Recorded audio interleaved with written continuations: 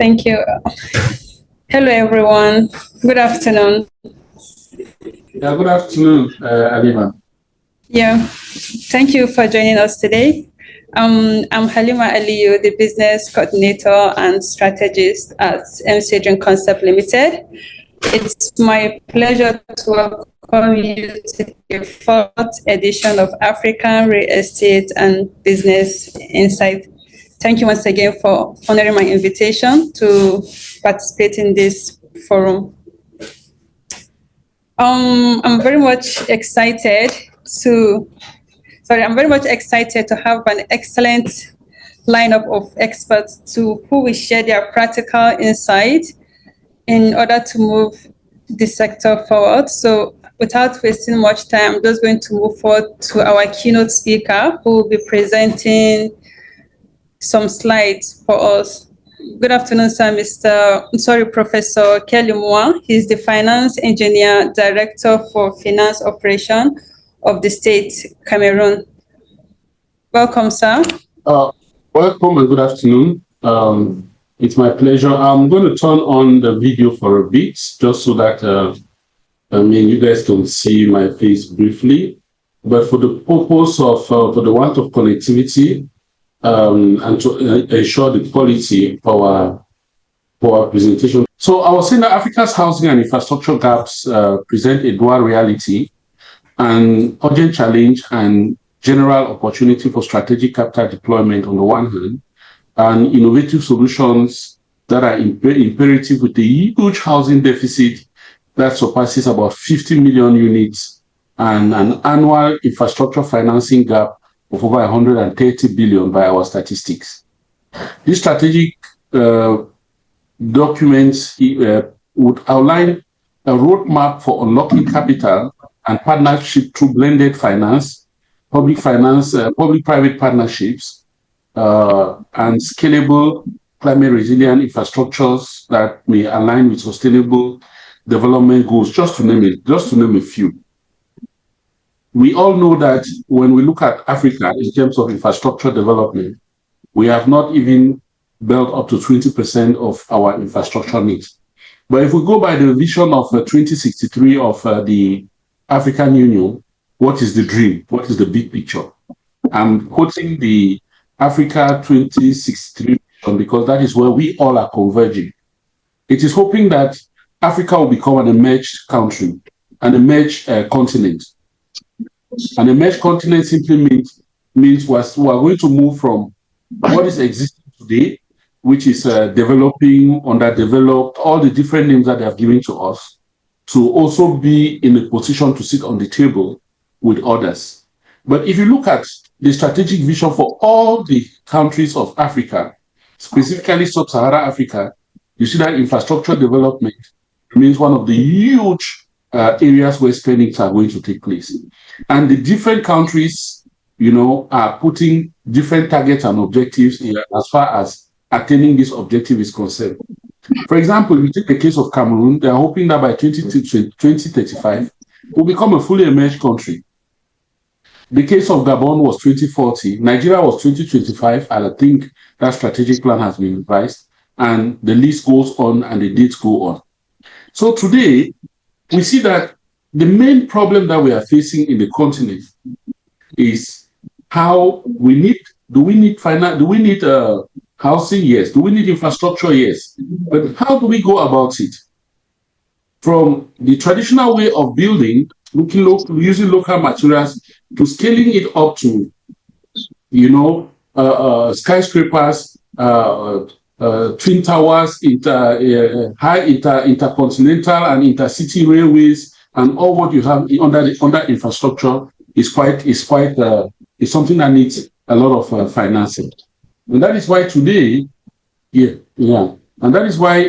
today financing is at the center, of what we need in order to achieve this objective.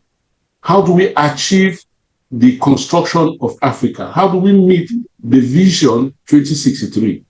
Now, despite hosting some of the world's fastest growing urban populations, African cities lack adequate basic infrastructure.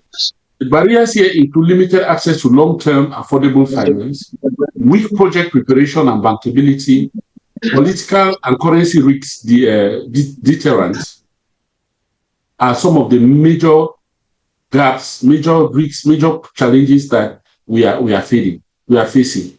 Bridging these gaps obviously requires a shift from fragmented intervention to coordinated capital strategies at the local level, at the community level, at the country level, at the African institutional level, and also international finance institutional levels.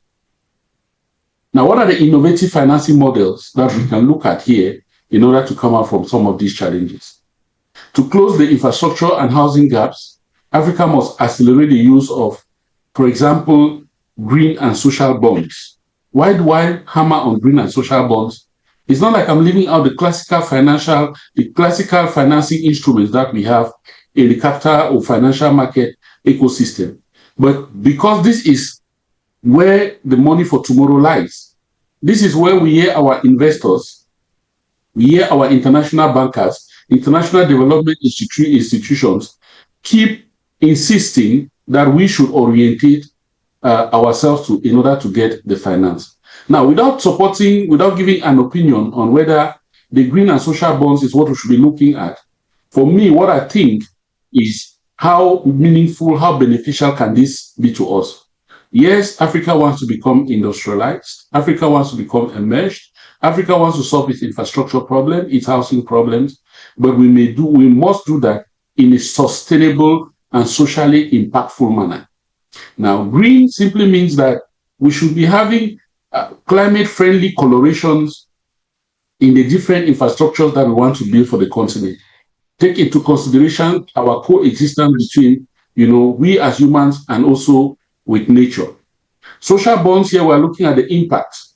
How do we impact our society, our communities? What kind of corporate social responsibility components do we integrate in a way that in building, we're also giving back to the community? The diaspora bonds, tapping over $95 billion in annual remittance to finance housing, land revenue is something that cannot be neglected. $95 billion is what we are looking at in terms of remittances. So can you imagine what that can do to the continent if we are able to structure a bond that can capture these resources, but not only capturing them, but aligning it typically to the kind of infrastructure projects that we want to do in the continent. Capture tools, including tax increment financing and land swaps. Here we are looking at how do we integrate the ability to mobilize taxes, not just because we want to mobilize, but also to see how we can use these resources. We can use this as a means of generating resources to finance our infrastructure project. And land swaps. Infrastructure REITs, aggregating tools, long-term capital tools in a regulated structure. Because when you're building, you have to understand that infrastructure development needs a long time, mid and long term, because you need to invest and hope that that investment will bring the much needed returns on investment, including the reimbursement of the capital. Generally, when you're mobilizing the resources, you have to also ask for a grace period. The grace period is the period through which you are investing and hoping that you would have finalized maybe the realization of the project, and the project should start producing the returns that will permit you to service the loan that you took. Another option is blended capital and public-private partnership. Blended finance here, I think, is key to de-risking large-scale investments. Priority actions here may include deploying first loss capital via DFIs, like the African Development Bank, the IFC, using guarantees and political risk. These DFIs, what do they do? You want to mobilize resources, yes, but they are telling you that your level of risk is very high. The rating of your country or your institution or whoever is going to stand in the gap for you to mobilize these resources is high. Most of our countries, our presidents, they say they are all, the institutions are not very strong, so they are always considered high risk. Now we have African Development Bank, IFC, at TT where I work, and many other institutions who will now come in as guarantors to say, you know what, these are our partners. They work with us as sovereigns. and as private entities, we are going to give you the security and the guarantee that you need in order for you to provide the funding and the resources that are needed for you to realize this, to realize the infrastructure project. The insurance companies here that provide these guarantees, like ATD and MIGA, these are standardizing the public-private partnership framework and creating project preparation facilities, because it is not only in the provision of the resources, they also make sure that they follow very, very closely the execution, and disbursements are made progressively. Now, climate resilient and scalable infrastructure. I think that is where the future of infrastructure must be.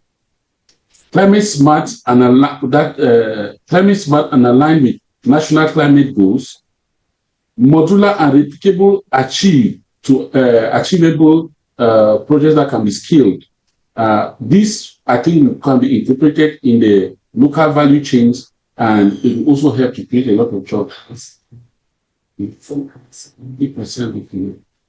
Now, it is important that we incorporate environmental sustainable governance components and climate adaptation into projects that are designed because, like I said initially, these are where we have pointers where resources can easily be mobilized, and the resources that we mobilize will be utilized in a way that will not be destroying our environment, we will keep sustaining our environment, yet being able to have the environment, social governance components integrated into whatever it is we're doing. A cross-sector partnership for the Sustainable Development Goals. You know that today we are talking about, so the United Nations, like most international organizations, are working towards achieving Sustainable Development Goals. Now, in order for us to unlock capital, it necessitates that we align the projects to these Sustainable Development Goals. We generally are simply things that we ourselves are looking for, like fighting poverty, alleviating poverty, education, job creation, and many others that you can name. The provision of electricity, clean waters, and all of that. Those are part of the Sustainable Development Goals. When government collaborates with DFIs, like the African Development Bank and all the others I mentioned, and the private sector, the engagement here is real, is practical, because we are looking here at tech firms, we are looking here at environmental sustainable governance experts, cooperatives, microfinance institutions, use of data-driven urban planning and geospatial tools. Now, you understand that if we're talking about infrastructure, we need preparation, we need coherence. One of the things that financial institutions or investors will ask you is, how bankable is your project?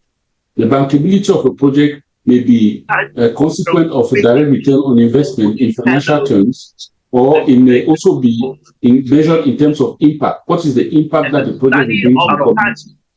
It is important that we model such as urban development compass and integrated investment zones that offer promising structures for the beauty, of the project, not only for the beauty, but in terms also of the impact. Now, what do I think could be our strategic recommendations in all of what we are saying? I think it is important that we establish an Africa-wide infrastructure guarantee facility, which will permit us, to guarantee all our potential investors that, look, if you want to invest in Africa, this is the fund. These are the guarantors. If we fail, we get this facility here. Or it could be the other way around. Governments or institutions could give money into these funds and say, look, we tell our investors, if you don't get back what we invested, we can cover you up to about 50% because these are part of our project. We need to standardize housing financing blueprints across the continent. It should not be a one-size-fits-all, but there should be a minimum standard, just like we see in other parts of the world that have been well-developed, well-structured, well-crafted, well-designed, and all of that. We have to develop national blended finance facilities, because the classical financing strategies that we have is what has led us to the limitations of not being able to accelerate the development of these institutions of the infrastructure sector like we would have loved to. Scale ATD sovereign and sub-sovereign insurance products. Like I was saying, ATD is African Trade Insurance Development. The idea here is to guarantee influence and development.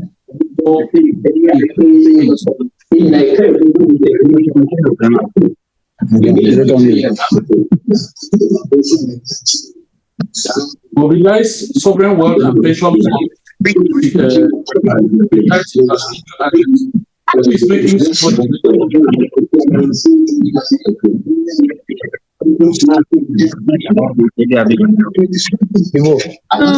if you're not talking, can you mute yourself?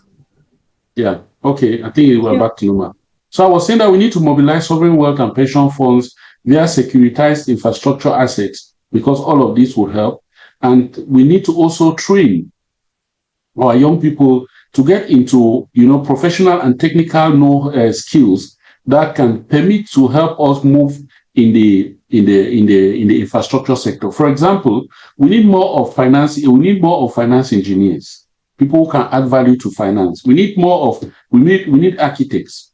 We need internal designers. We need surveyors. I mean, all the technical fields that pertain to infrastructure in terms of engineering and finance in terms of engineering are the sectors of education that we need to lay more emphasis on, so that our young people can have the adequate skills and competencies that can permit them to thrive in the sector. Because sometimes you even want, the money is available, but you don't have the expert who have the understanding, the vision, the standard of where we are going to. This is Africa's infrastructure decade, and we can convert capital into long-term development impact through very bold financial engineering and strategic partnership. The call to action is very clear for me. We should invest in Africa, for Africa, with Africa, but we should also take responsibility for our errors, because it is in taking responsibility that we make the first step towards building a resilient Africa through its infrastructure. So let us seize this moment to unlock inclusive, scalable, and sustainable transformation of our infrastructure sector. Let me just leave it here. If there are questions, I'll be glad to take it. Thank you very much. Okay. Thank you very much, Professor Kelly, for such an insightful presentation. You talked about the barriers that we're currently facing, I think not just in Cameroon, as Africa as a whole. You talked about how we can also bridge the gap, which was very, very insightful. And I'm sure the audience have taken note on that. I'll quickly move into the panel discussion. Okay. The question is, what are the biggest barriers to unlocking capital and partnership for housing and infrastructure today? Yeah, thank you. Now, I think what is important for us to know is the bankability of a project. Bankability simply means that the ability for the project to attract investors. And a project cannot attract investors if it does not respond to basic questions. And the basic questions here, okay, thank you. The basic questions here is, have you done your need assessment? Yes, we need house. There are people who don't have houses, but do they need houses? We suppose that question is answered in the affirmative. Do we need houses? Yes. The second question is, if funds are invested into this project, these people who need houses, are they able to afford the houses? Yes, they are able to afford. Now, the third thing is, are they willing to pay for the houses? Because if there is no need, if there's no affordability, ability to pay, willingness to pay, then you cannot do your cost-benefit analysis. Once you have all these elements, then you can now ask yourself, do I have the critical mass that will permit me, if I invest, to make a return on investment? And the critical mass here is, you may have 1 billion people or 10 billion people who need houses. But these 10 billion people, when you start looking at their ability to afford for the houses, it may come down to 5. When you start looking at the ability and the willingness, it may come down to 2.5. That 2.5 now is a critical mass that you use to do your cost-benefit analysis. And from your cost-benefit analysis, you can now know how much you need for you to invest in the project. Then you now look at who are the potential hands that can come in for the investors.